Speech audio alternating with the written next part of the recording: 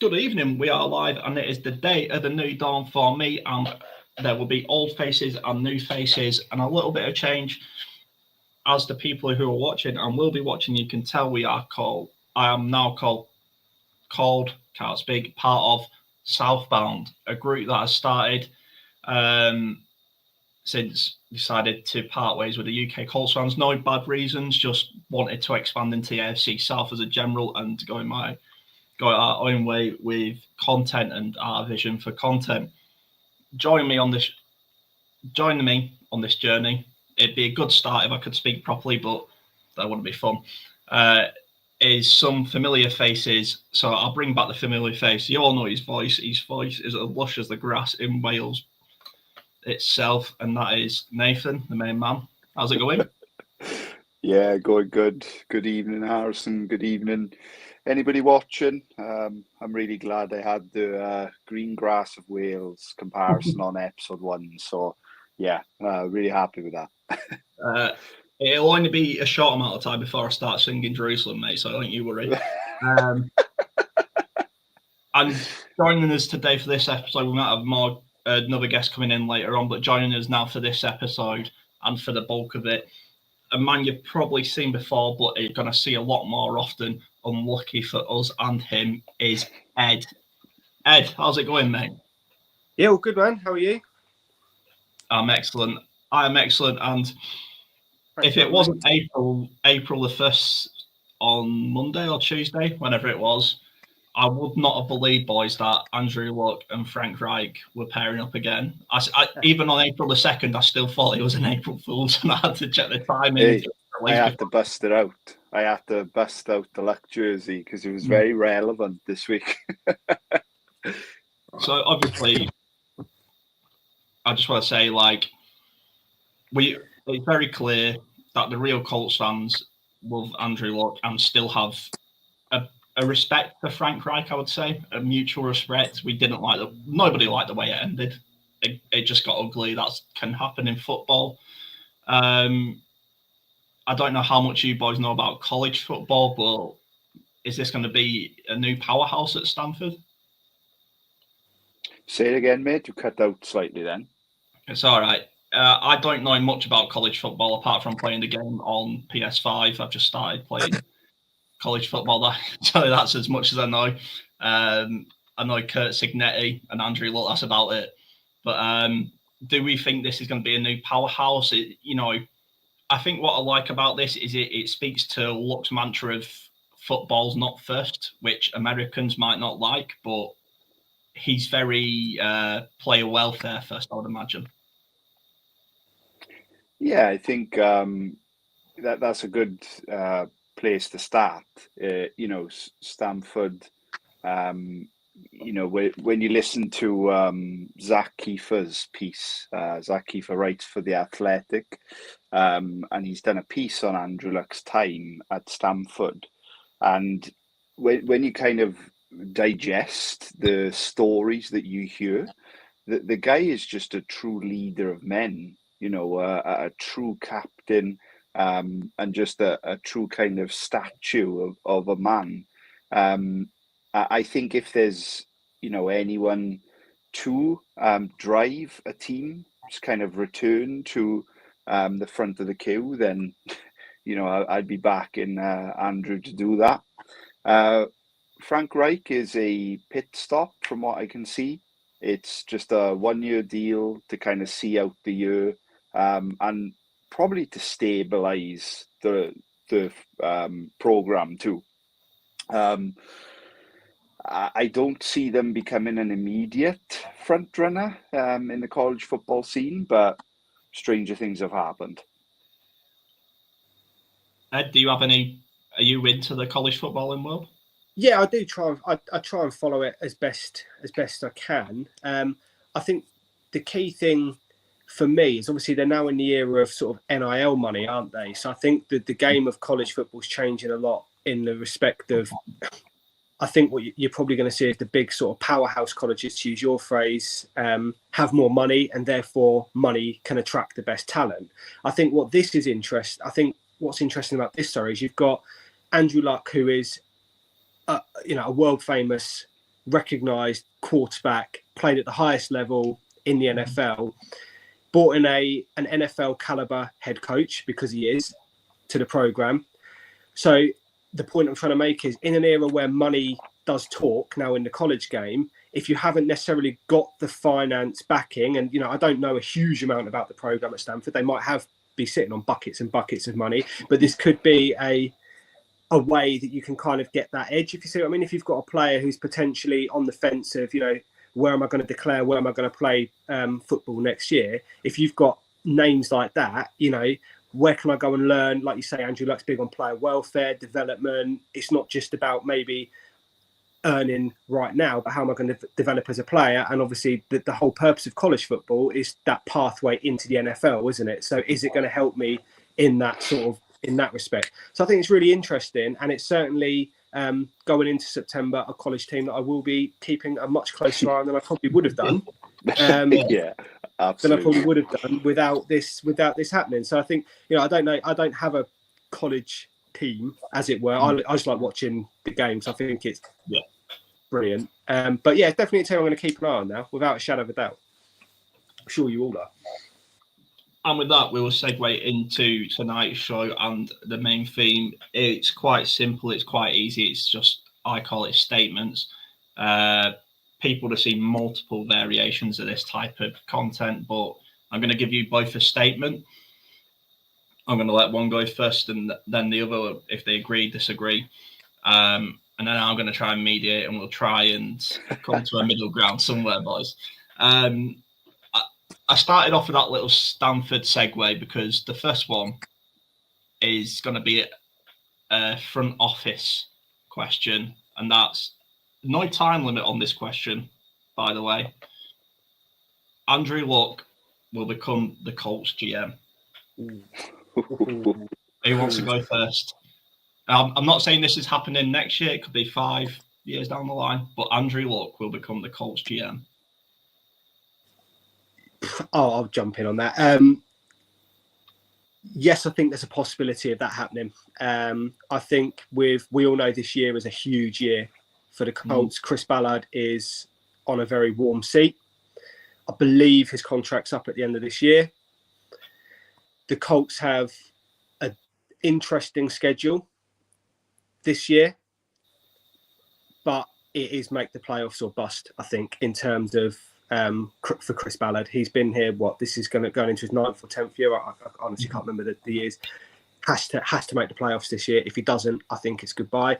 I think it ties in nicely with the conversation we just had about Andrew Luck. Whether or not he will want to come after a year or two in college football is a different conversation. But I think that all signs point to that happening one day. Yes, agree. To keep it with the thing, agree. I think I'd like it to happen. It gives kind of a segue into like my, I always struggle to call him my all-time favorite player, but he probably is, right? Back in my franchise. And, it was a horrible way to go out and, screw Adam Schefter for that. But yeah, I mean, this is heart and head, right? Heart says yes. Head says, as Ed so gracefully put, if we don't make the playoffs this year, they're cleaning house. And let's hope that GM's good enough to keep the job for another 5 to 10 years. We've had Ballard for 10 years of complete mediocrity. So let's hope the next GM who's probably going to get, a 5 to 10 year stint, can deliver some success. That would be my hope anyway. So I think I think head wins, unfortunately. Fair enough. I like the fairy tale, right? The fairy tale of Andrew Luck coming back from a place where we sort of thought it was done to, just an offensive coach of Reggie Wayne and a GM of Andrew Luck, and it just stinks of like, wow, a great fairy tale. But I think headwinds. I think he's in a different place. Like I say, listening to, like you say, the athletic piece and the Look series, what was on there, which is fantastic. And even though it's old content, any NFL fan should go and listen to it because it's fantastic. He really is about, even the way he talks about his own kids, he's about setting up people for better. And I just think that's where he differs. But yeah, I mean, I'd love it to happen, of course, because it's Andrew Luck and he deserves a better ending than what he got. And to sort of wrap this one up, I don't think it'd be Ed Dodds, because I think we need to do what we did with the defense, and I suppose to a point what we did with the offense in Shane Steichen coming in and Lou Anarumu coming in. It's different people, and I think that can only be good for the franchise, bringing in different people. I agree. So oh god, yeah. So we're saying agree for Ed. Nathan, you were saying? Why not? Yeah, I agree. Why not? There's no timeline there. We didn't say when. One day. Yeah, 20 years time, Andrew Luck returns. I'll be happy with that. I'll say disagree, but that's me outvoted. So you heard it here first. Andrew Luck will become the Colts GM at the end of this year. Moving on to a more relevant quarterback in situation with the next one, boys. Anthony Richardson will finish the season with 65% or higher pass completion percentage. Do you want me to go first on this one, Ed, or do you want to take over? You. I need to think. If he does, he wins a job, right? If he does that is a dramatic level of growth. So if you're on the Richardson side, that's the dream, right? I think even if Colts don't make playoffs and Anthony throws to that high of a standard, the whole regime might be saved, right? However, if you're not on Team Richardson, you just don't want that to happen, right? And there's a massive risk, I think, with Daniel Jones backing him up too. If Richardson stinks this year and Jones comes in and the defense takes a step forward, which I genuinely, for the first time in 5 years, think it will. It can't get any worse than good old Gus. So, if the defense takes a step forward and that offense starts moving, the Colts are going to win games. Jones is a serviceable quarterback, but I think for the NFL, no one wants to see Jones under center at the end of this season. We just don't. Especially Colts fans. You should either want Anthony or you should want us to be first overall pick next year. I think that's an excellent point. I agree with that. Do I think, to answer the question, will Anthony Richardson finish with 65% higher pass completion percentage? So he's working with Josh Allen's coach at the moment, isn't he? In the off season, his completion rate was 47% last year, which okay. But for those of us that watched the games, there was a lot. I'm not saying with drop catches he would have been above that, but there was a lot of sort of bad play all round, not necessarily just on Anthony Richardson last year. Great point. I don't know if his completion rate will get as high as 65%, but like Nathan says, I think if he gets anywhere near that, he wins this job. I think Daniel Jones's career completion rate is something like 63%. So he's not, so I think if Richardson can get to the level of that or near to that, he wins out the job, because his ceiling is so much higher than Daniel Jones, isn't it? Daniel Jones has played 70 odd games in the NFL. We know what he can do. You might win games. You're probably going to lose games.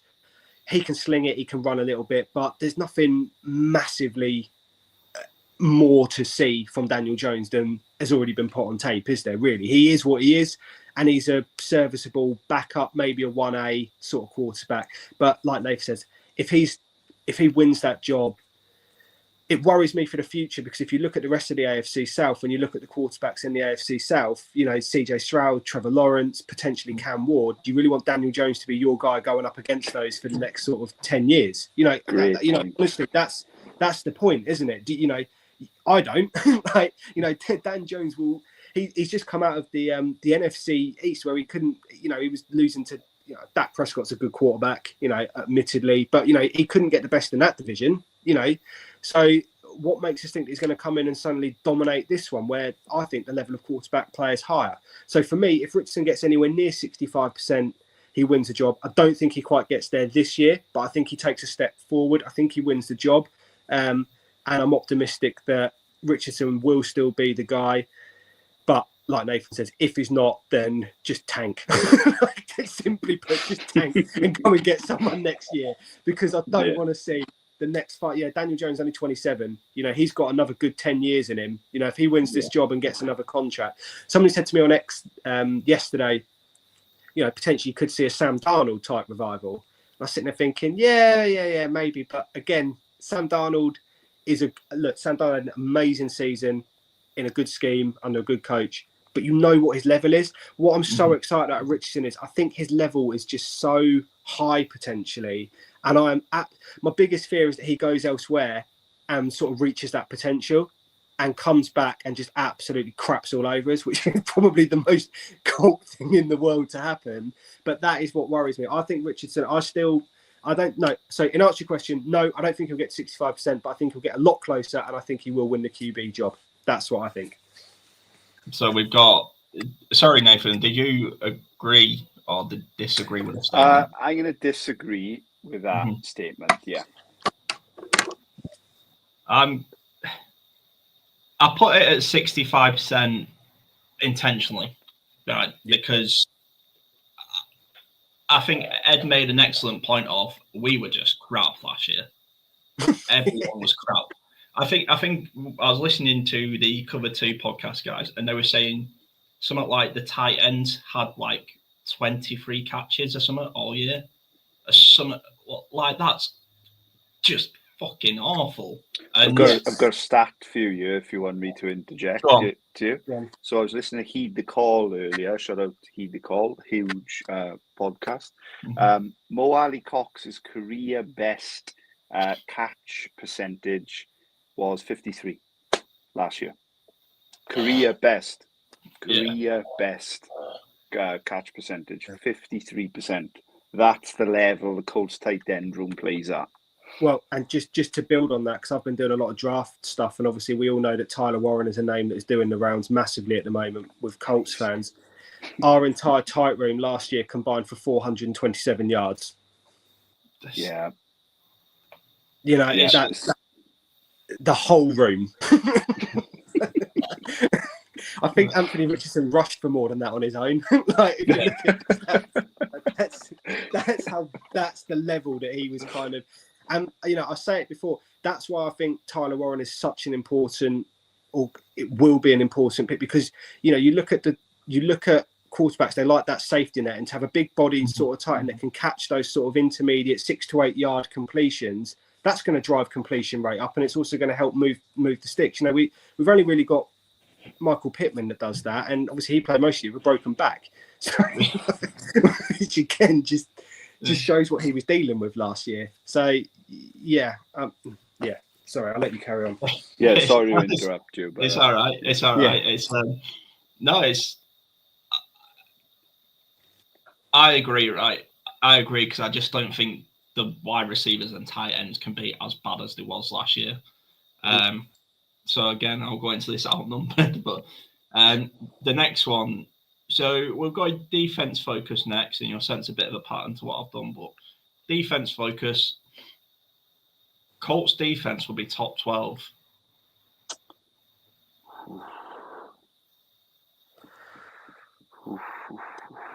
Top 12 overall.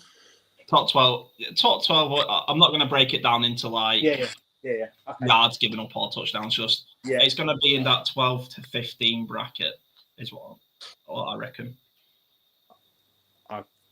I'll go first this if you want, Nathan. No worries. Yeah, I think they will. Yeah, I'm a firm believer that Lou Anarumo is going to turn this defense around big time. I love the two big name additions already. Sort out an issue. I think as much as we've just talked about Tyler Warren, the other name doing the rounds is Jihad Campbell. There's an option there. We have got vacancy in that in that department. I think we've only got Zaire Franklin if you look at the depth chart at the moment. But yes, I do believe. I also strongly believe that Laiatu Latu is going to take a massive step forward this year. I'm a big fan of his. I thought he was a little bit maybe underused last year, and I think he's going to really blossom under Lou Anarumo.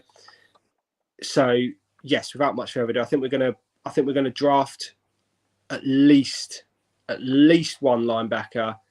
I think Ballard likes the trenches. There'll be a defensive lineman in there. I know. I can't remember his name now. Came in from the Rams, didn't he? Defensive tackle, because for a bit of depth. Oh, Neville Gallimore. That's it. Yeah, thank you. I actually wrote about that the other day, and I've already forgotten his name. That's all right. Not a good sign. But yes, I strongly believe that Ballard will be at least one linebacker, and there'll be somebody on the D line as well. And it wouldn't surprise me if he just, because nobody really knows what the Colts do on draft night, if he just decided to draft an edge rusher in the first round just to completely throw all those mock drafts out of the window. It really wouldn't surprise me. But yes, I'm confident that defense will be top 12. Nathan? Might surprise you, Harrison. I'm going to agree. I think we will be top 12. I cannot tell you how excited I am that Javarius Ward jumped on a plane to Indy. This is like a star addition to a defense that's been kind of crying out for more. Cam Bynum, I think, is going to really freshen up our secondary, and it can only get better. EJ Speed, for anybody watching, has signed for our AFC rival in the Houston Texans. So I look forward to seeing Jonathan Taylor run over his ass on third down next season. And I also have a dream, right? If the Colts don't have to trade up to get Warren, I hope that Ballard picks Warren at 14 and then trades straight back in for Campbell at 15. That's my dream draft. That would be, and it's almost become fashionable. The Texans have shown how you can do it, and you can get two impact players back to back to solve big problems. Do I think he'll do it? No, because as Ed so rightly put, his seat's on fire. He loves the second round, and historically he's been very good in it. And yeah, I'm going to answer with yes. Sorry, that was a very long yes. I do think we will. Agrees across the board. There's one more person I'd like to see get out of the fucking building before this defense steps on the field, and that's Zaire Franklin. Just get rid of him. I don't care. He's not a Pro Bowler in my eyes. Worst defense in the league, and you're making the Pro Bowl. Fuck off. Get out of here. Honestly, it infuriates me that. Imagine, you two might watch soccer football, but imagine Aaron Ramsdale winning goalkeeper of the year. That's a big problem. That's the equivalent, and I'm just sat here going, this guy's chilling out with Peyton Manning at the Pro Bowl like he's fucking done for me. Anyway, before I get too angry about that, yes, agrees across the board. So we talked a little bit about it there with Chris Ballard.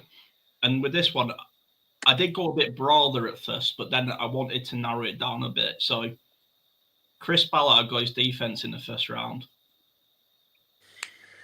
Should we keep bouncing back and forward in terms of who goes first? Yeah. Okay. I'll take this one. If oof, this might come back to bite me.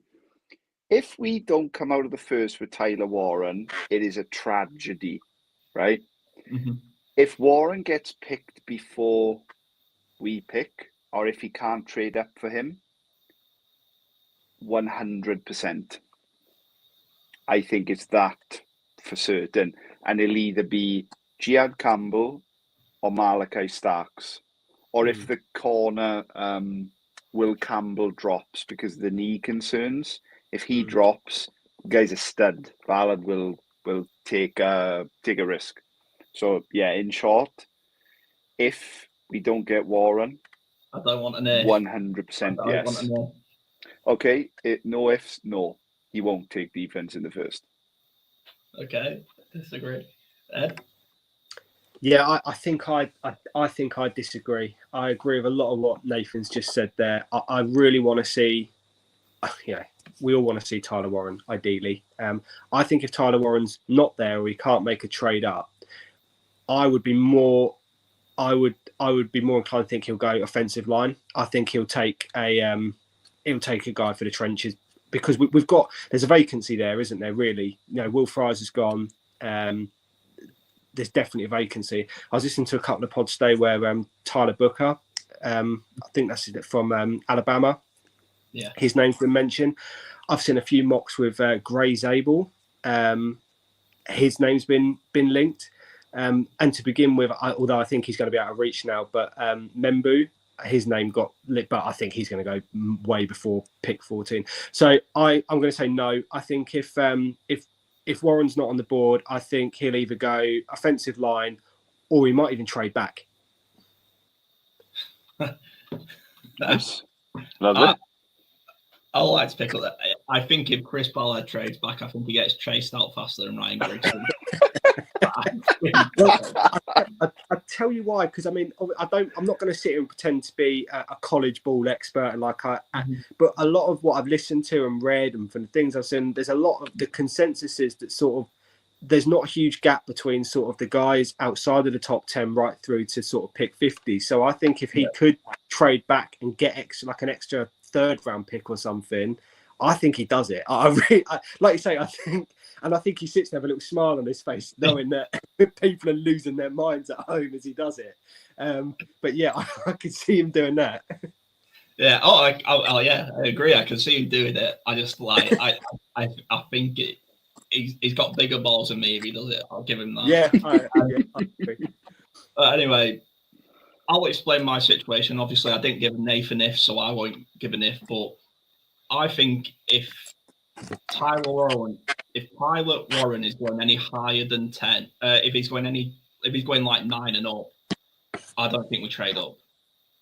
I think it's as simple as that. And for me, I just think, God, who was the tight end last year? I really wanted Brock Bowers. That's it. I think he's the generational tight end. I don't think Tyler Warren is. I just, from what I've seen, I'm just not like, wow. I mean, I'm an armchair GM. I know nothing. So this guy could absolutely shoot me in the foot and prove me wrong that he's the new Jack Doyle. But I just don't see top 5 tight end there. And that's where I'm a bit like, is he the talent we need, or is he the shiny new toy we want? And I have got a statement about tight end, so maybe I'll leave a bit more for that later on. But God, I'm going to hate myself since I agree with this statement. I think he goes defense. Wow. The group chat's going to explode if he does. I think he goes. We know he's not a trade upper. He might do, but he's not a trade upper. He tried. Did he? He tried for. No, sorry, it was the Vikings. He tried trading up through Anthony, but yeah, I see a big hole in defense still, I still see a big hole in defense, and I think, well, the famous saying, boys, defense wins championships. It does. You're right. And I don't think we've got a lot of. I say this, but we've got a lot of average to better than average players on offense at the minute. Jonathan Taylor obviously being elite, Quentin Nelson being elite, other people being good, Downs elite, I think. So I think the offense is roundabout there. So I'm going to go with agree, and I think Ballard goes linebacker first round. But come back to this, Nathan, when I'm crying because we didn't draft a tight end again. I do think they will draft one, whether or not it's first round. I don't think he leaves the draft without a tight end. Right. Well, I'll tell you what. I'll go into this statement then, because it sort of piggybacks onto what Ed just said. Oh, okay. Sorry. No, it's all right. It's all right. And I'm going to go straight off the bat without even showing you. I agree with this statement. The Colts need 3 tight ends.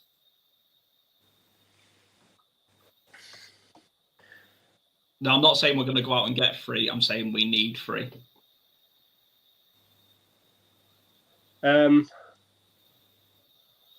Yes, I'd agree. And I agree with you.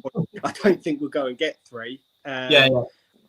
I think, like I say, I think they'll definitely draft one, whether it's Tyler Warren in the first or they take one later in the round, because there is a bit of depth there. There's a few good options. Whether they trade for anybody, I don't know. There's been talk of a few. There's been talk of a few trades, hasn't it? Or a few players. Dallas Goddard or Goddard. I don't know. Goddard. I don't know. Sorry for mispronouncing your name, sir. But potentially on the trade block at Philly might be an option, depending what it looks like. Haven't the Raiders made? I can't remember his name. Mayer. Oh, Mike Mayer. Yeah. Yeah, he's available for trade potentially. So yeah, I think yes, I agree. No, they won't do it. Is how I would answer that question. Yeah. Yes, I agree, but no, they won't do it. I agree with you. Yes, I wholeheartedly agree. I think that the Colts will come out of the draft with 2 tight ends, and they'll be polar opposites of each other. Mm-hmm. You know, a lot of talk, even on this podcast, is for Tyler Warren, but Colston Loveland is mocked to go in this first round too. If Ballard trades back, maybe 5 or 6 picks and picks up an extra second, you know, Colston Loveland's still absolutely, in play, I would say. Mason Graham from LSU is a prospect that's like skyrocketing right now.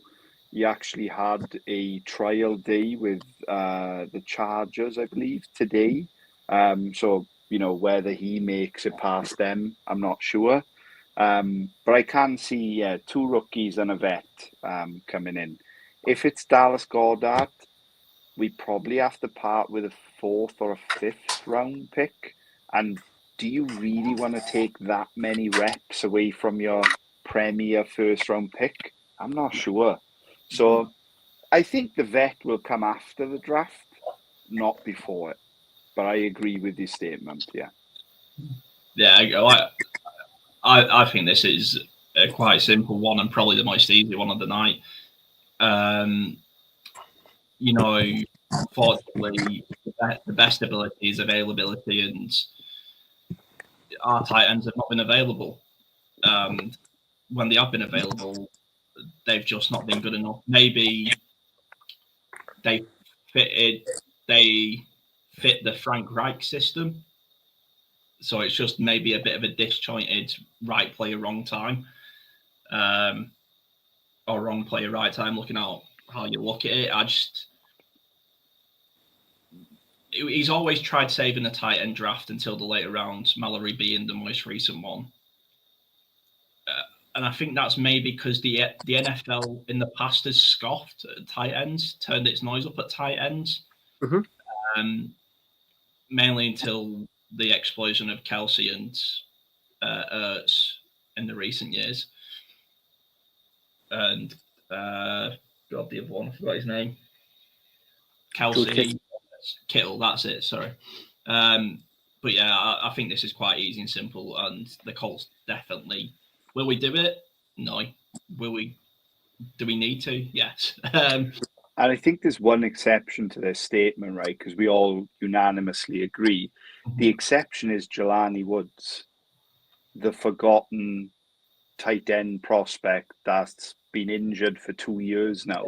You know, if he can stay healthy and he's what he was meant to be when he was drafted, we might have a stud on our hands. We just don't know. I don't even know if the Indy knows, because he hasn't been healthy at all. Yeah. So, yeah, you know, let's hope Jelani can get on the field. It's like we say, it's you never wish an injury upon any player. It's their career, it's their livelihood. They've worked all their lives to get here. But for me, it's a business, guys. Like, we can't keep wasting a jersey spot on. Hopefully, this guy's fit for this year.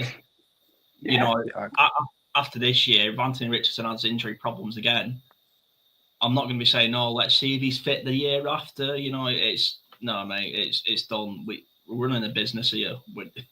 Unfortunately, the Colts are not in a position where we can carry people. Yeah. Maybe on to a bit more of a difficult one, a bit more of an unknown one. Then Ward will lead the defense in INTs. I can't remember who went first. Is it me? Yeah, I'll let you go first on this one. Yeah, yes. It's your turn. Yes, easiest yes of the night. We have a legit player coming to Lucas Oil Stadium. Travarius was very open in his press conference that Lou has told him he can be, you know, the lockdown corner. He's going to be traveling with wide receiver ones. Yeah, absolutely. I think he will lead the defense, the Colts defense, with interceptions. Yeah. I will second that motion. I agree. And just to pick up on your point there about what he's been told about travelling with wide receiver one, he'll be locked down. That'll be his job. What the wide receiver ones generally get targeted with? The ball. So he's going to have the opportunities to go and get the ball. And he's definitely proven that he's a player that's capable of doing that. So yes, I agree wholeheartedly. I'm just checking some.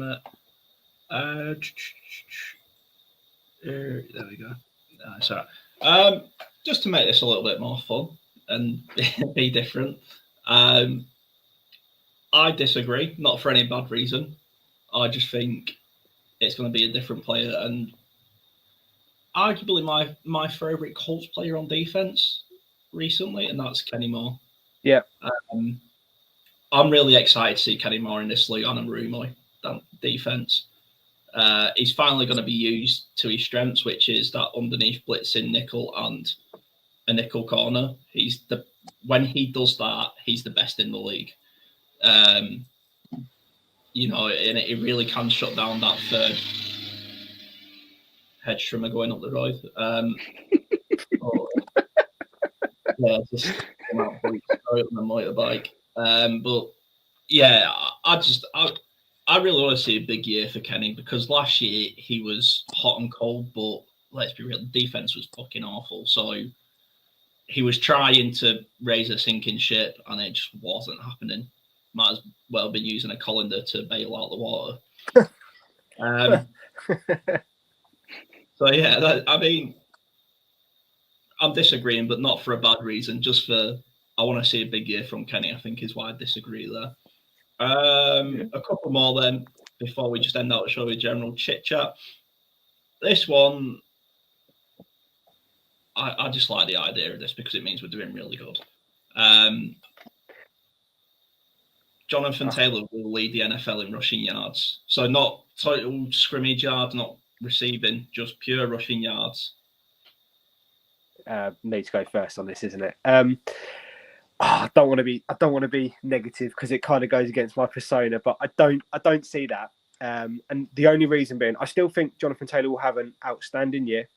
He's an outstanding running back, but there are a couple of absolute dynamite running backs in the NFL at the moment who I think are maybe just not only a little bit, maybe just a scooch better in terms of player, but also playing in schemes that are set up for them. You know, you've got obviously Saquon at Philadelphia. I mean, last year he was just wow. And I think if he gets even to 70% of that, I don't think there's another running back in the league that will get near to that, unfortunately.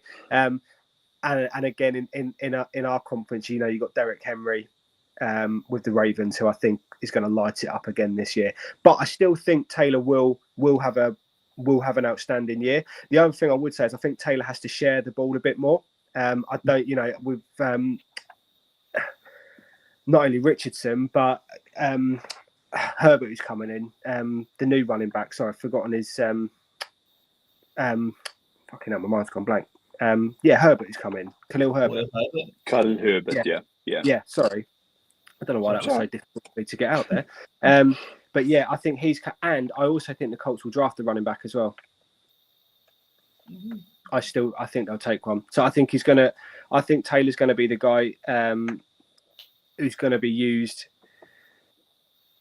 a little bit less than maybe some of those others. So I think it's going to affect his overall out. I think if you asked if he had more touchdowns, then maybe I think that might be a different conversation. But I think in overall yards, no, I don't think he will. But I still think he's going to have a great year. I'm going to go with no, because it'll be Jahmyr Gibbs from Detroit. Full stop.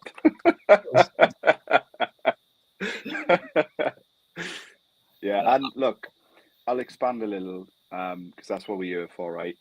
If Taylor leads the league in rushing yards, I think that is amazing. One, right, that he's done that. But I think it quite literally seals his time with Indy. The mileage that is already on Jonathan Taylor, the injuries he's gone through, it's quite staggering. You know, even when you look at his college career, the guy was just a yard machine. And if he's somehow able to, you know, translate that into this season and lead the league, I just don't know. I don't know if it's going to do his kind of body and his kind of, you know, ankle that's played up for 2 years now, any sort of due course. And I think Gibbs from Detroit is, in my opinion, the best back in the league. And I think he takes a gigantic step in terms of his rep count this year. David Montgomery is a dude, and you know he's their third down smash cannon. But just give the ball to Gibbs, and Lions will win the ball. You heard it here first.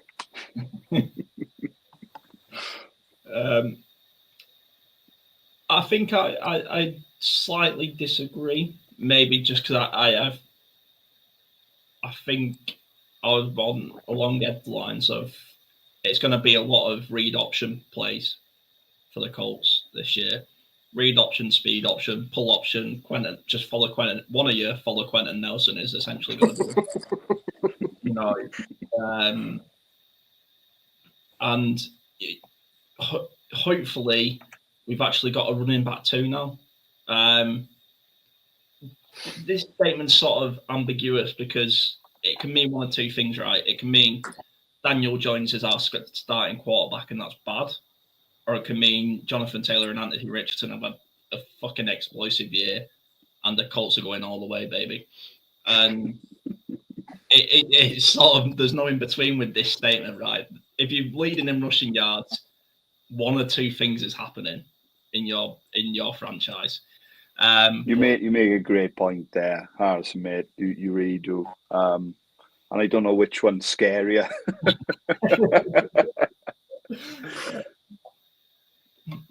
Yeah, that's the only reason I disagree, because I think if he does, I think we're talking about QBs next year, and I think then you can open up the bigger picture question to: will Jonathan Taylor really stay on at Indianapolis if it's another crap year? But I'm going to throw out the next statement and then let you boys tell me why I'm wrong. But just a little heads up, the Colts always go in 17-0 in my eyes. Okay. Until we go 16-1 or 15-2 at 14, the Colts are going 17-0. So with that in mind,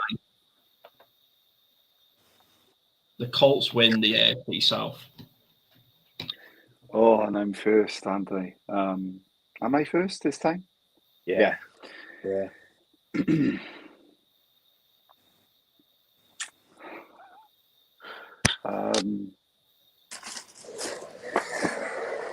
Do you know what? Yeah, we have to win it, because if we don't win it, I think everyone's sacked, and I mean everyone.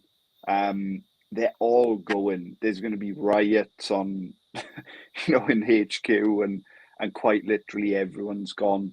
My confidence in us winning the South this year is based on two big things.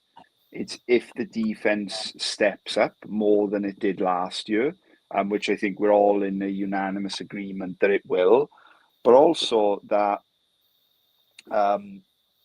the Texans, like, what have they done to their biggest problem? CJ, was sacked continuously last year. It arguably, regressed. I don't like that saying when it's clearly a protection issue, not a quarterback issue. But they let, their best left tackle go, and they brought in, real kind of stopgaps. It just feels like they've filled the line with complete bang average O-linemen, no disrespect. They're not on the same level as Laramie Tunsil. Not many people are. And I think that affects the Texans this year. That said, the Colts' schedule is very difficult, especially our away games on the road. So that's when the defense is going to have to step up, and I honestly think it will. So, yes, we win the South. Love that. I love that the question, it's Colts win the South. I say, can we win the South? Yes. Will we win the South? Oh, kind of want to build on what you're saying, I suppose, Nathan, because I agree. You look around at the competition. Obviously, the Jags did clean house. Houston have managed to make a poor O-line worse, supposedly.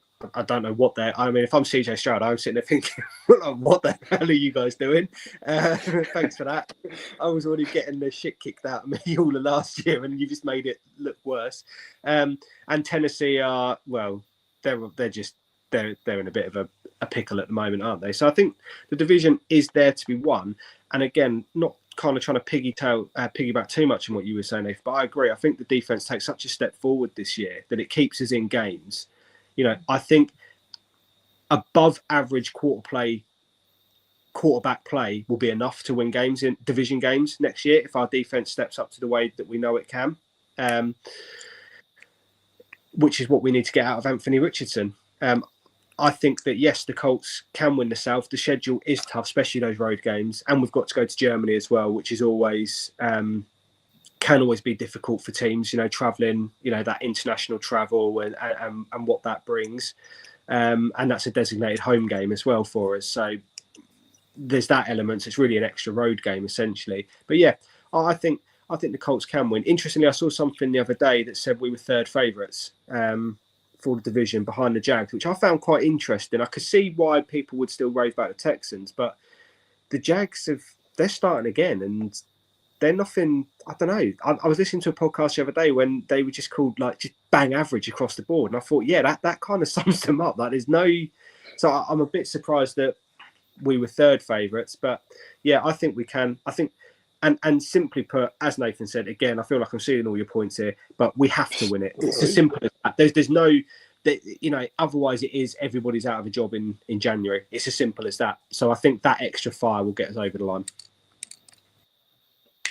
I mean, to end the statement segment, it is simple. 17-9.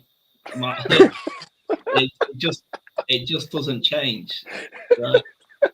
And you will get used to this, Ed, I promise. No, I love we laugh, right? And even I laugh. But if you're not aiming to be 17-9, then go on. I don't care, like, because that to me says you can say it with tongue in cheek, but I always reminisce about, I don't know.